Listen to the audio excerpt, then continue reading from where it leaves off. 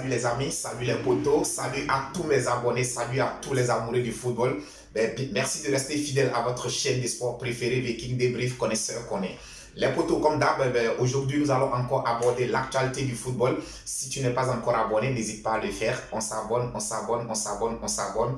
Au sommaire du jour, les potos, nous allons parler de différents championnats de l'Allemagne, de l'Angleterre, de l'Italie, de la France et de l'Espagne.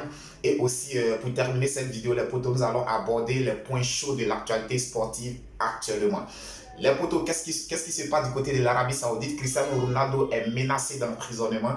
Vous aurez les détails dans la suite de cette vidéo. Mais pour l'instant, si tu n'es pas encore abonné, continue de le faire. On s'abonne, on s'abonne, on s'abonne. La suite, c'est pour tout à l'heure, juste après ceci. Alors les potos, ce week-end se disputera la deuxième journée au niveau de l'Angleterre. A noter que la semaine dernière déjà c'était l'ouverture de la saison 2023-2024. Il y a eu la première journée qui s'est disputée les potos. Je tenais déjà à m'excuser auprès de vous parce que je n'ai pas fait de vidéo pour vous communiquer les résultats de cette première journée. Mais là, nous allons donner le programme complet de la deuxième journée du championnat du côté de l'Angleterre. A noter que dès le samedi, sous le coup de 15h00 les potos, nous aurons Liverpool qui sera opposé à Bournemouth. Il faut noter que lors de la première journée, Liverpool est allé faire un match nul triste vraiment du côté de Chelsea sur le score de 1 but partout. On espère que tout simplement à domicile, les restes de Liverpool tenteront d'obtenir leur première victoire pour cette saison 2023-2024. Toujours le samedi, les potos, sous le coup de 15h également, nous avons Brighton qui se déplace du côté de Wolverhampton. Toujours à 15h, les potos, nous avons Fulham qui recevra Brentford. Et toujours le même samedi, sous le coup de 17h30, nous avons Tottenham qui sera opposé à Manchester United. Je dirais que les potos, c'est le premier duel, c'est le premier match chaud de ce week-end. Tottenham-Manchester United, ce sera pour le samedi 19 août, sous le coup de 17h30. Ensuite, les potos, juste après le choc de Tottenham-Manchester United, nous aurons le second choc. Manchester City recevra cette fois-ci Newcastle. Les potos, nous savons que Newcastle est un prétendant au titre sérieux. Donc, c'est vraiment un match à ne pas rater. Ce sera le samedi 19 août à partir de 20h. Manchester City, Newcastle. Il faut noter que les potos, cette semaine, Manchester City a remporté la Super Coupe d'Europe en battant le FC Séville au tir au but. Je dirais que Pep Guardiola et tous ses protégés continuent sur leur bonne lancée. Ils sont en train d'engranger des trophées. Ils sont en train de véritablement s'installer sur le plan européen. Je pense que vraiment c'est à saluer. Tout le travail abattu par Pep Guardiola du côté de Manchester City, c'est vraiment à saluer. Les potos, toujours du côté de l'Angleterre, il faut noter que le dimanche 20 août à partir de 14h, nous avons Aston Villa qui recevra Everton. Et toujours le même dimanche sous le coup de 16h30, nous avons Chelsea FC qui se déplacera du côté de West Ham. Dernier match de cette deuxième journée du côté de l'Angleterre, ce sera pour le lundi 21 août sous le coup de 20h. Nous avons Arsenal qui se déplace du côté de Crystal Palace. Je dirais que c'est un déplacement vraiment difficile mais pas impossible. On sait qu'en ce moment, les Gunners d'Arsenal, ils n'ont qu'une seule ambition cette année, c'est d'être champion d'Angleterre. Et quand tu veux être champion, les matchs se jouent et à domicile et à l'extérieur. Donc je pense que Arsenal devra aller batailler dur pour obtenir une victoire du côté de Crystal Palace. Ce ne sera pas chose facile, mais également ce n'est pas impossible. Ensuite, les potos du côté de la France également se disputera la deuxième journée. Alors le samedi 19 août sous le coup de 16h00, nous avons Lyon qui reçoit Montpellier. Toujours le même samedi sous le coup de 20h, nous avons Toulouse qui reçoit le Paris Saint-Germain. Il faut dire que lors de la première journée, le Paris Saint-Germain a fait un match nul triste, un match vraiment honteux au Parc des Princes face à Lorient. Je dirais que vraiment ce match du Paris Saint-Germain, les potos, a laissé tout le monde sur sa faim.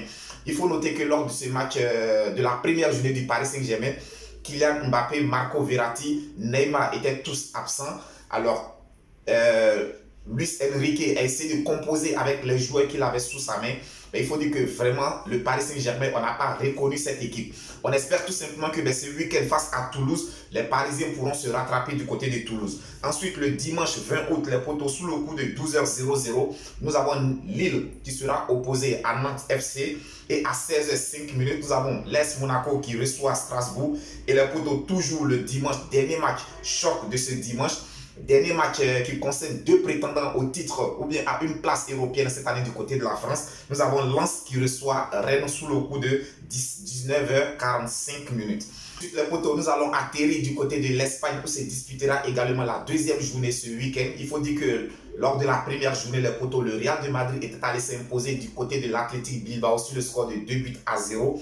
Ben, ce samedi, dès sous le coup de 18h30, le Real se déplace du côté de Almeria. Les potos, lors de la première victoire du Real de Madrid, il faut dire que le jeune international Jude Bellingham a fait vraiment étalage de tout son talent. Il a même été désigné meilleur joueur. Il a même été également auteur d'un super but. Je dirais qu'aujourd'hui, Jude Bellingham s'est imposé en tant que le patron dans le milieu des terrains du Real de Madrid. C'est à saluer, on savait déjà tous les potos, c'est un joueur rempli de talent. On savait que vraiment le Real de Madrid ne s'était pas trompé sur le recrutement de Jude Bellingham, mais là, le joueur anglais est en train de nous démontrer qu'effectivement, il mérite toute l'attention qu'on porte à sa personne. Ensuite, les potos, sous le coup de 20h30, toujours le même samedi, nous avons l'Atlético Bilbao qui se déplace du côté de Osasuna. Et le dimanche 20 août, à partir de 18h30, nous avons le FC Barcelone qui reçoit Cadiz. Les potos, il faut signifier que lors de la première journée, les Blaugrana ont fait match nul 0 but partout. On espère tout simplement que à domicile, le champion en titre espagnol parviendra à gagner ses 3 premiers points de la saison. Ensuite, les potos, toujours le même dimanche, sous le coup de 20h30, nous avons le Betis qui reçoit l'Atlético de Madrid. C'est un choc, c'est un derby à ne pas rater. Betis, Atlético de Madrid. Et dernier match de cette deuxième journée du côté de l'Espagne, les potos, ce sera pour le lundi 21 août à partir de 18h00. Nous avons le Deportivo Alaves qui reçoit le FC Séville. Et à 20h30, nous avons Grenade qui reçoit le Rayo Vallecano. Ensuite, les potos, du côté de l'Italie, ce sera la première journée. Et le samedi 19 août, à partir de 17h30, nous avons Frisone, c'est-à-dire le nouveau promu, qui reçoit le champion en titre Naples. C'est sous le coup de 17h30 du côté de l'Italie. Et toujours à 17h30, les potos, nous avons Empoli qui reçoit Hellas Vérone. Les potos, toujours le même samedi du côté de l'Italie, nous avons Genoa qui reçoit la Fiorentina sous le coup de 19h45. Et à 19h45 toujours, nous avons l'Inter de Milan qui sera opposé à Monza. Le dimanche 20 août, à partir de 17h30, nous avons Sassuolo qui recevra Atalanta.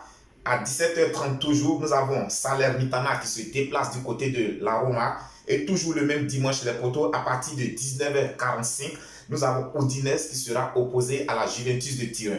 Dernier match de la première journée du côté de la Série A, les potos, ce sera pour le lundi 21 août à partir de 19h45. Nous avons Bologne qui sera opposé à l'AC Milan. Ensuite, les potos, du côté de l'Allemagne se disputera également la première journée. Il faut dire que dès le vendredi, ce sera le lever de rideau du championnat allemand de la saison 2023-2024. Et le vendredi, à partir de 19h30, nous avons le Werder de Brême qui recevra le Bayern de Munich, le champion en titre. Les potos, je l'avais déjà annoncé. Il faut dire que désormais, Harry Kane est un joueur du Bayern de Munich. Le transfert a été effectué. Alors, le joueur anglais a signifié comme ça que s'il a voulu obligatoirement aller du côté du Bayern de Munich, c'est pour gagner des trophées. Il faut noter qu'il a passé plus de 10 années du côté de Tottenham, où chaque saison, il marquait à peu près 30 buts, mais il n'a jamais gagné de titre avec le club de Tottenham. Donc aujourd'hui, Harry Kane, vraiment, il a envie de gagner des trophées parce que pour un joueur de sa trempe, avec toute la carrière qu'il a, ben, s'il met fin à sa carrière sans toutefois avoir gagné le moindre titre, les potos, imaginez-vous. Donc aujourd'hui, le joueur a envie de gagner des titres, raison pour laquelle il a choisi de partir du côté de l'Allemagne, plus précisément du côté du Bayern de Munich. Ensuite, les potos, le samedi 19 août, suite de cette première journée du côté de l'Allemagne, nous avons Hoffenheim qui reçoit Fribourg sur le coup de 14h30.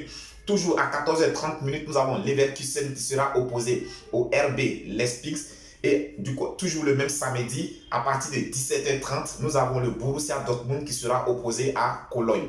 Le dimanche 20 août, à partir de 14h30, nous avons Union Berlin qui sera opposé à Mainz. Les potos, c'était là pour les différents matchs des 5 grands championnats européens. Il faut dire que maintenant, tout est OK dans les 5 grands championnats européens du côté de la France, de l'Italie, de l'Espagne, de l'Angleterre et de l'Allemagne. Les potos, nous allons maintenant aborder le focus info sport. Vous le savez toujours avec Viking Débrief Connaisseur connaît. Il y a toujours des informations, des news à partager avec vous. Et tout de suite, aujourd'hui, nous allons commencer du côté du Real de Madrid. Alors les potos, il faut dire, les jours s'enchaînent et les mauvaises nouvelles se succèdent du côté du Real de Madrid. En ce moment, en ce début de saison, c'est vraiment la catastrophe du côté du Real de Madrid. Après la blessure de leur portier Thibaut Courtois, il faut dire que lors de la première journée du championnat, Eder Militao également a été blessé et tous les deux joueurs ont été vraiment détectés. Disons, les deux joueurs souffrent aujourd'hui des ligaments croisés de genoux. Alors c'est des blessures, les potos, qui pourraient éloigner les joueurs des stades pendant plusieurs mois. Donc je dirais que vraiment c'est dramatique pour le club madrilène de perdre aussi deux joueurs vraiment très précieux dans le dispositif tactique de Carlo Ancelotti. Aujourd'hui c'est vraiment dommage pour les Madrilènes.